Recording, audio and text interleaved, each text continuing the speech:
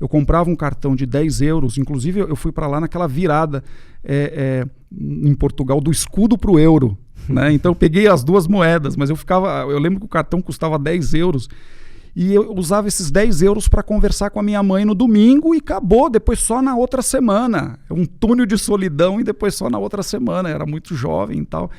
E hoje, veja a facilidade, você clica num aplicativo, você vê a imagem da outra pessoa. Você tem esse contato visual com a outra pessoa.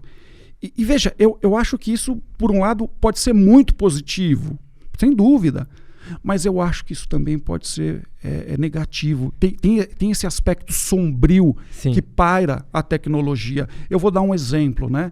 O jovem hoje, os centennials principalmente, que nasceram com o celular na mão, e claro, não só o celular, mas a internet ela passa a ser comercializada em 1995, então a pessoa tinha aquela internet que ficava em casa, né? Discada, você estava na internet, voava o chinelo, falava, olha, sai da internet, era caro. Vão me ligar, né? E a gente falava, olha, eu tenho mais 30 minutos de internet esse mês e tal. Bom, o que aconteceu? Em 2007 foi lançado o iPhone. Então a pessoa ela tinha uma internet na mão e ela andava com essa internet para onde quer que ela vá.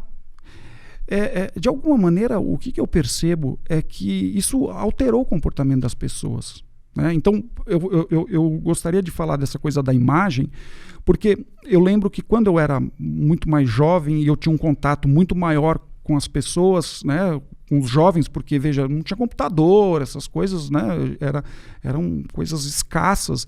Eu lembro que a gente conseguia ler os sinais, né? Você falava alguma coisa, a pessoa, sei lá, mexia a perna, você falava, aí a pessoa não gostou. Então você aprendia, desde moleque, a ler os sinais, né?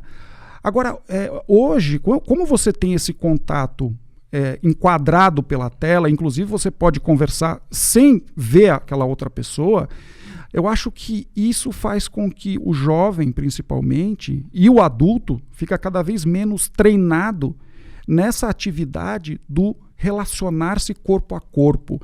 E o relacionar-se corpo a corpo, esse encontro corpo a corpo, esse encontro com a carne, ele é diferente do encontro virtual. Eu acho que a pandemia mostrou isso. Né? É fato.